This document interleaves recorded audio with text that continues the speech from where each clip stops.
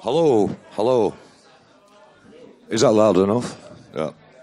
That, I believe, is what we've just been listening to. Is one of the only vinyl recordings of Scratch Orchestra that was found its way onto vinyl via a tape from somewhere, released on Germany in the 90s.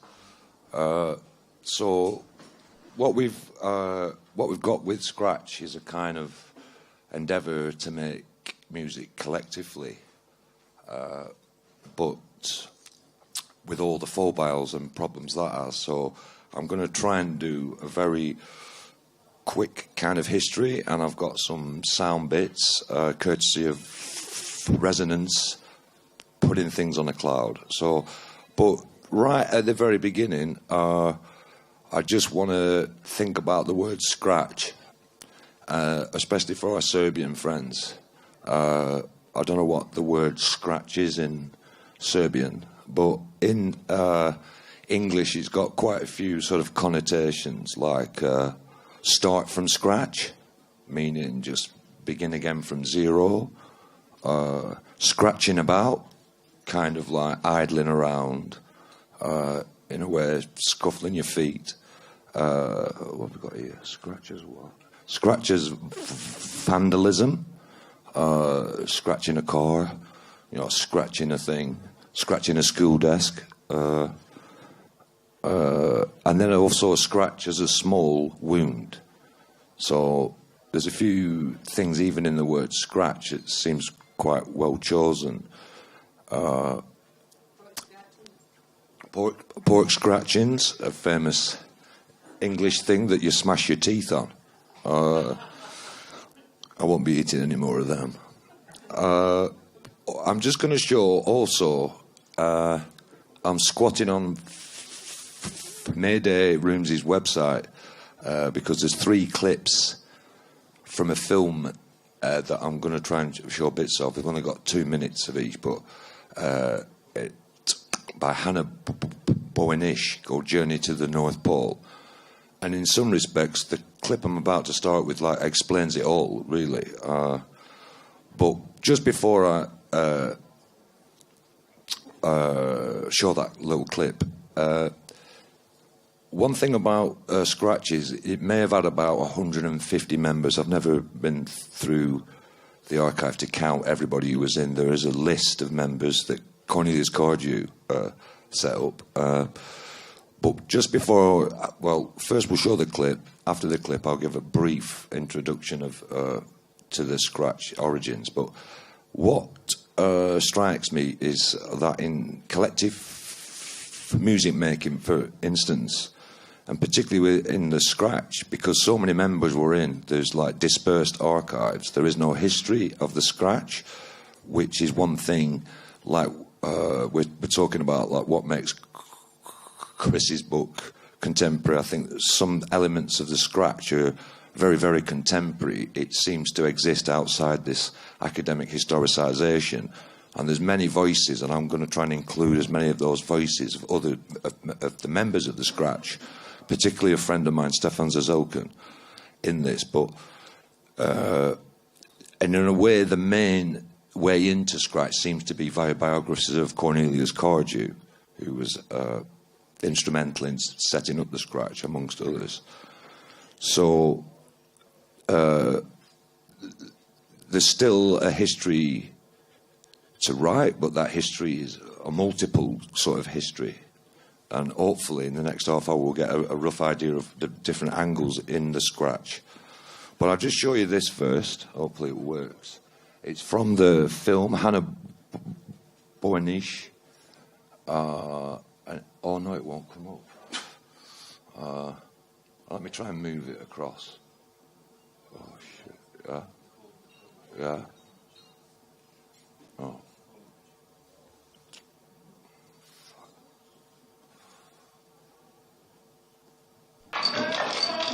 You just have to hear it. It's basically people.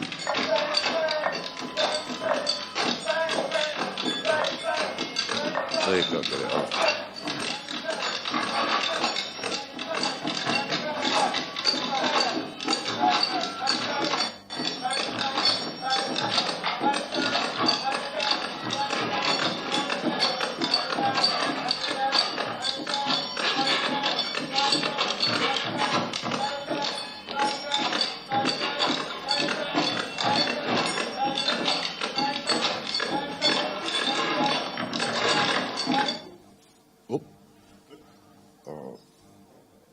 Okay, maybe some of you could see it, but it's on Mayday's website.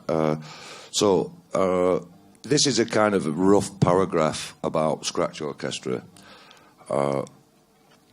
Okay, so we'll start with a kind of dry description. The Scratch Orchestra grew out a series of music composition classes held at London's Morley College. The classes were instigated by Cornelius Cardew, Michael Parsons and Howard Skempton, and were attended by avant-garde musicians and artists interested in exploring sound. From this, in July '69, the Scratch Orchestra was formed. It was described in its draft constitution as a large number of enthusiasts pooling their resources, not primarily material resources, and assembling for action: music making, performance, edification. The Scratch Orchestra, which drew together varying levels of musical expertise, Skempton, Parsons and Cardew were classically trained composers. Which drew together varying levels of musical expertise, performed its music from scratch, often based on written instructions and graphic scores, in town halls, village halls, universities, youth clubs, parks and theatres, as well as the more prestigious classical music venues like Royal Festival Hall, which we've got a sound piece from that. So the regularity of performance over its short lifespan, and over about 2 years, they seem to do many, many gigs in many, many different combinations of musicians or anti-musicians or non-musicians. So this intense experience of playing together regularly, travelling together and camping out seems to have a sort of a sense of a musical community, a short-lived musical community. There's been quite a few of these over the years. So that was a brief sort of sketch of the Scratch. And I have here in this commemorative document, 25 years from Scratch, the Constitution is replayed. The more I read it, the more it feels like a real constitution rather than a playful constitution. But thinking about one of the discussions last night about what is music or what not, well, that's written into Scratch Constitution, and I'll read this. The word music and its derivatives are here not understood to refer exclusively to sound and related phenomena, hearing, etc. What they do refers to is flexible and depends entirely on the members of the Scratch Orchestra.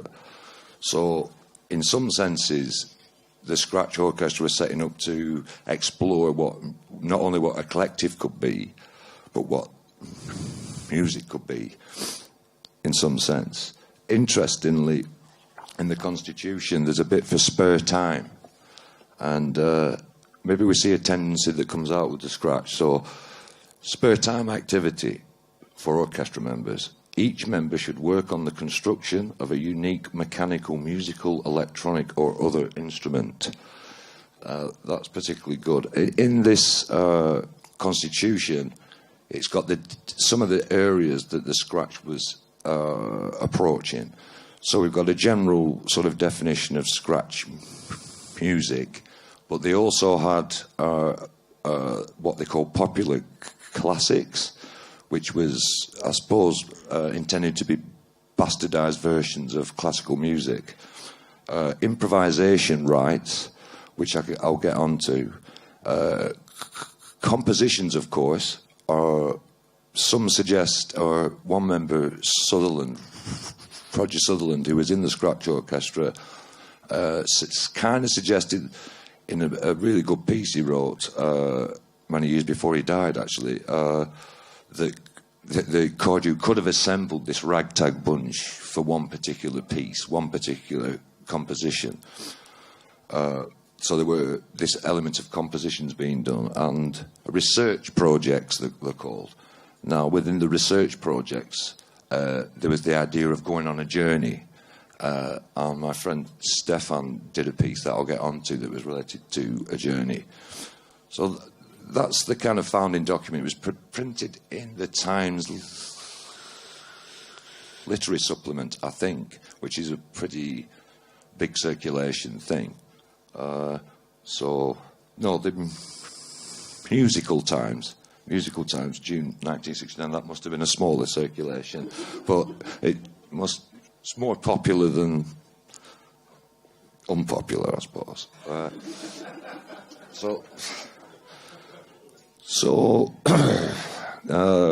feel like John Cooper Clarke. So that's the kind of Constitution. So if I think about one of the bits, you can just pick at any little bit really of Scratch. Of course, so I've been close to Stefan Zazokin, who was in the Scratch. Obviously, I'm more familiar with what Stefan's input into it was. And so I've been more interested in the sort of what they called the village concerts, where rather than perform, I mean, this was a fault line a little bit that we'll get onto in the Scratch. Rather than perform in the classical arenas, they had the idea of taking music to the people. And that crops up again later, but the sort of clip we just saw is the sort of the music I think the people would have appreciated.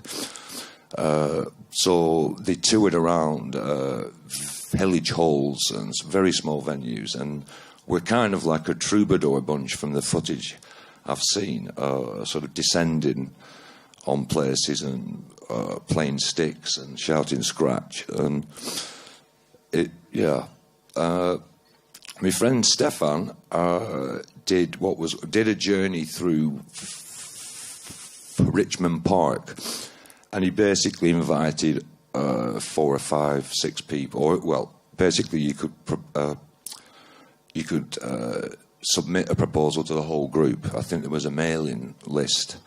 And so he sort of went through Richmond Park, and at the beginning there was an impromptu composition to go into a supermarket and create havoc in the supermarket.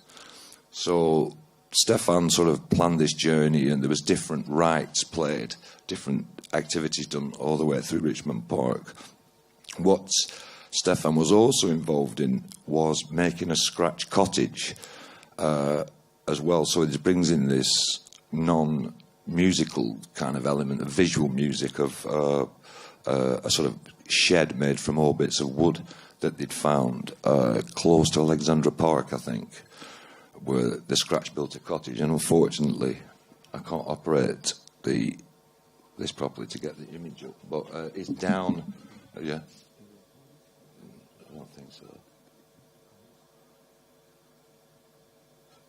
Yeah, hang on. Oh, that's a bit historically faint. Yeah. So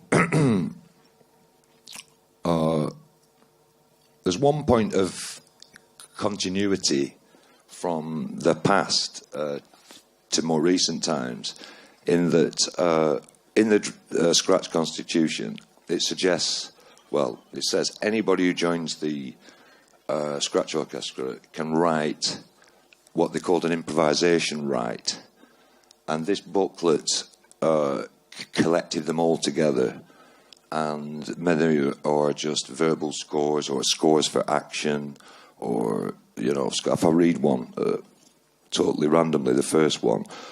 So the first improvisation right that enters into the book is any number of drums, introduction of the pulse, continuation of the pulse, deviation through emphasis, decoration, contradiction.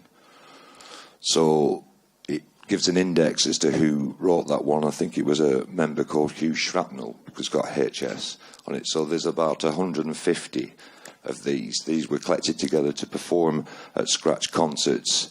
And I will play a piece from old Scratch members and younger enthusiasts who got together to rehearse some of these Scratch scores or improvisation rights. One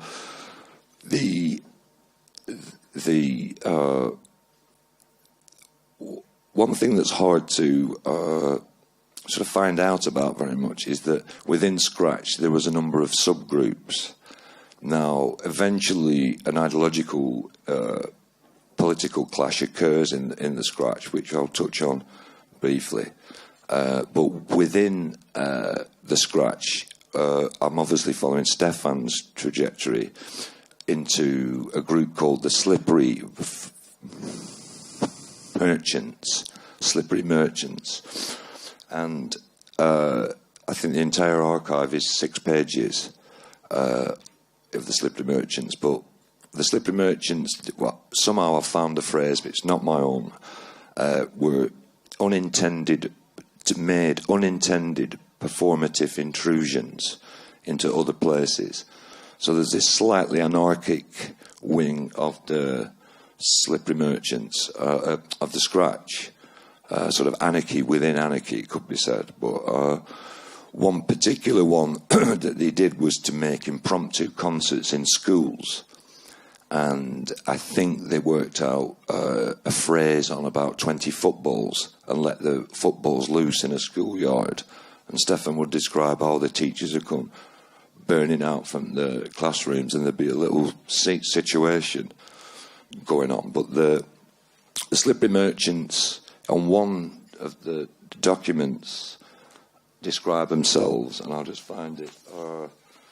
So in this document, typewritten document, it says, and it's good to describe, anyway, we'll read it. The Scratch Orchestra was obviously a very anarchical, rebellious group in the music world, and the Slipperies were a subversive group actually within the body of the Scratch Orchestra.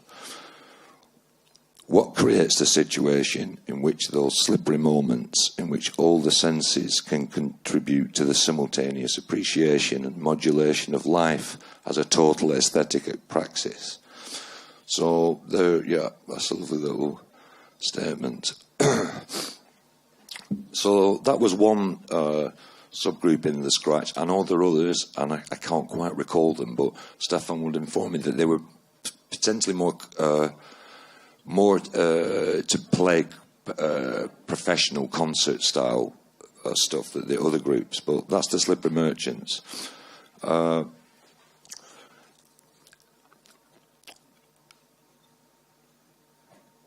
Okay, let's take a break from chatting, and I'll play.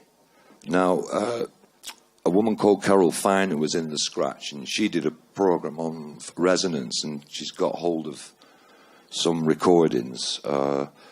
She even doesn't know where she got them from. It's that sort of... and the first one I'm going to play, I'm going to let Carol talk on it afterwards, because she makes some comments about the experience of work kind of as a collective music-making situation and what she thinks of it. So we'll just try this one. I think it was Hampstead Town Hall. It's 1970, but guess. So we'll just listen to this one.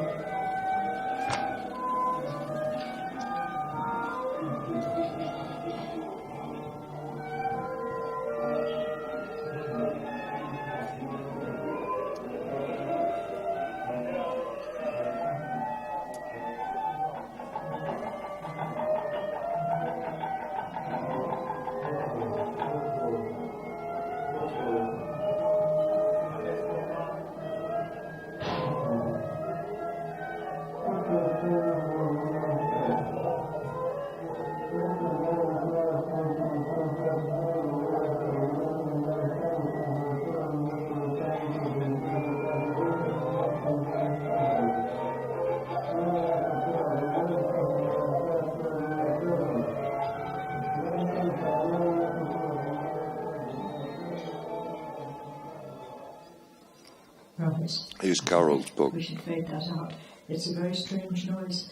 And it's also very strange after all these years to try to recall what actually went on at that concert. I can't remember.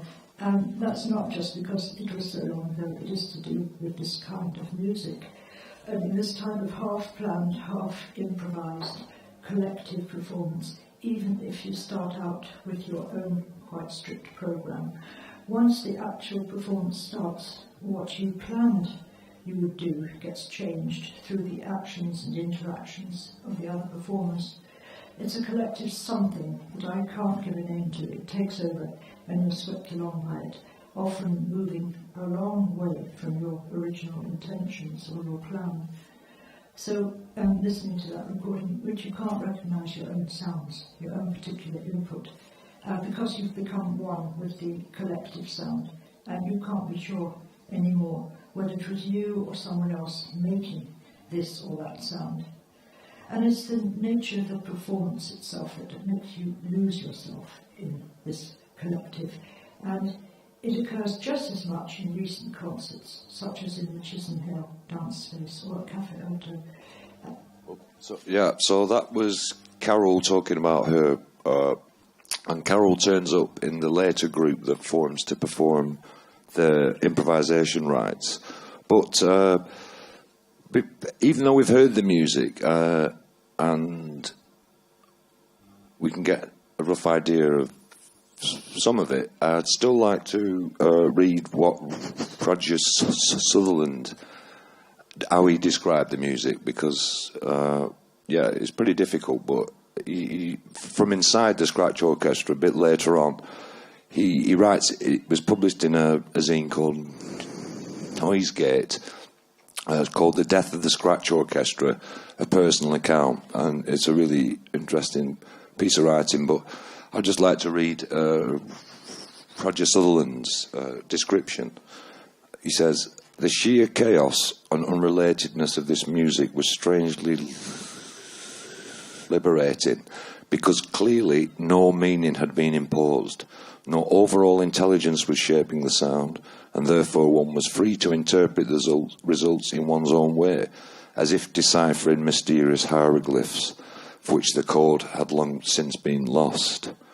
And then he goes on to describe the music as devastatingly amorphous. I think that's a really good effort there.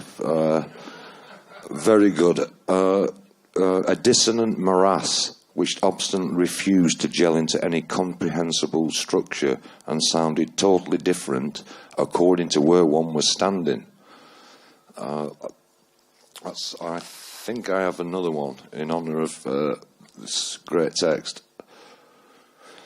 A little bit more about the collective aspect. Roger says, the very idea of having so many people making noise, the very idea of having so many people making noise more or less spontaneously seemed potentially catastrophic.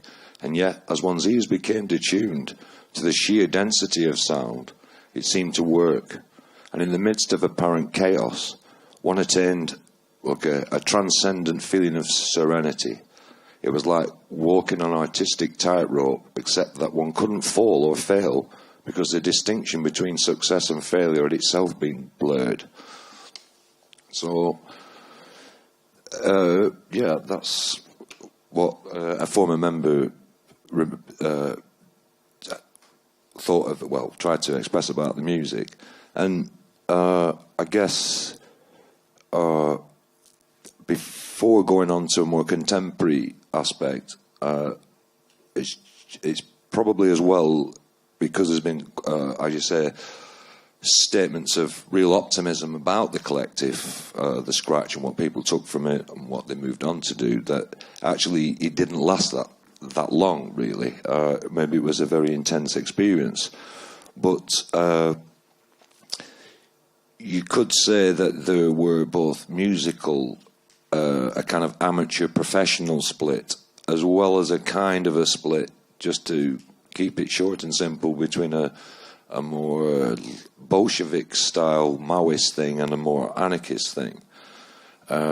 So these tensions eventually sort of led to the demise of the Scratch Orchestra in many respects.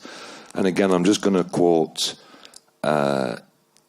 Stefan Zazokan and Roger Sutherland again, just to touch just briefly on this split. So, yeah. So Stefan wrote, again in his text in the same magazine, Noise Gate, 25 years from scratch. It's online, actually. Where are we?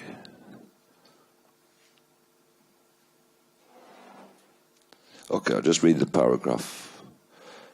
There was a level of understanding of practice, of composition as a social field of interaction that was unevenly perceived in the Scratch Orchestra. Although some of these ideas were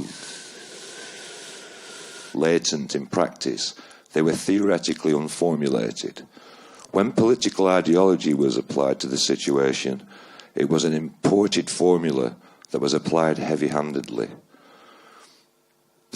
This stifled our intuitive creativity. There had been an aesthetic of democratic indeterminacy, which defied linear notation or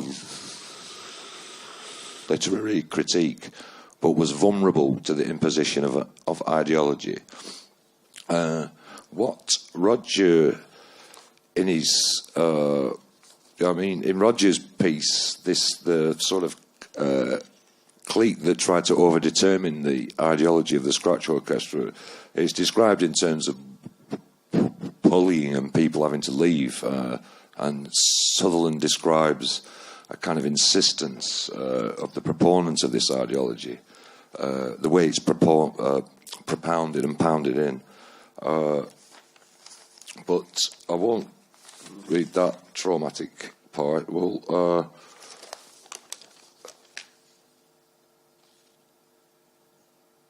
right, so we haven't really explored what the ideology is, but we don't really have time, so we'll just have to go with it. So how he ends his article, Roger, is to say both the ideological and return to harmony initiatives, which is another level, I guess, did not reflect majority views in the orchestra, but they did have the combined effect of splitting it asunder. It has to be said that the majority of the trained or professional musicians in the orchestra belong to one or both of these groups. Thus, in one sense, the ideological split in the orchestra was congruent with the split between the amateur and the professional. So that's what that's how partly how he describes the end of the Scratch Orchestra. So I think we can kind of tie it up actually a little bit, make it short, by playing a piece that was by the group that got together to play the improvisation rights on 2 occasions at Chisenhale Dance Space and Cafe Otto. I made this, it's a short recording, I made it on my phone at Cafe Otto. So, yeah, let's just hear that. And this explains this picture, because this picture is from the Cafe Otto gig. So there was about 12 participants that night. So I'm going to hopefully be able to get up this little MP3.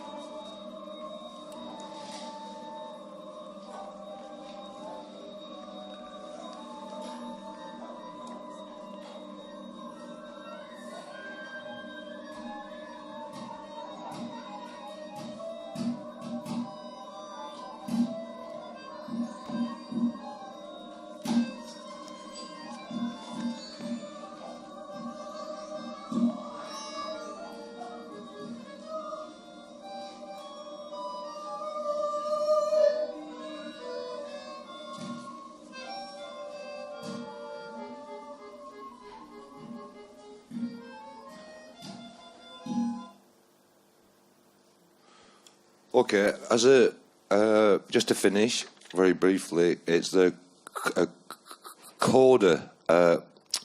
It's related to recently rereading Chris's book, where I think it's in the chapter 2 Chris mentioned, there's a kind of reappraisal of what the word folk is, as well as popular within the book. I'll just read the quotes from Chris's book, because these provoke me into thinking, where is Scratch folk? Anyway, we'll see. We'll just read them out, and they're there for us to think about. So, collective working, unification of composition and performance, expressive improvisation, direct communication with listeners, relations based on human and not market relations. So I just thought I'd add that coda in relation to folk, how Chris described it, and see how it fits with what we've heard tonight about the Scratch or heard their music. Thanks a lot, folks.